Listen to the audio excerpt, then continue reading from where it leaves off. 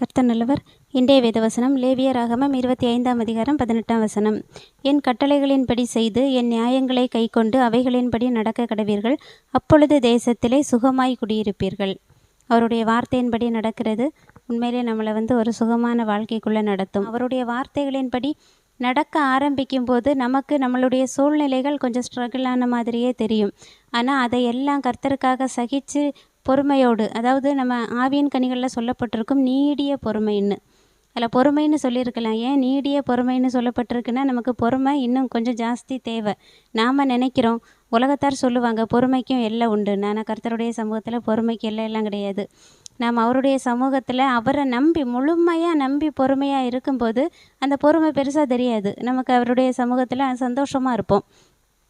அப்போ அந்த சோதனையை கர்த்தருக்காக நம்ம சகிக்கும்போது அதனால் நமக்கு வரக்கூடிய பலன் ரொம்ப மிகுதியாக இருக்கும். நம்ம நினச்சி கூட பார்க்காத அளவுக்கு இருக்கும். நாம்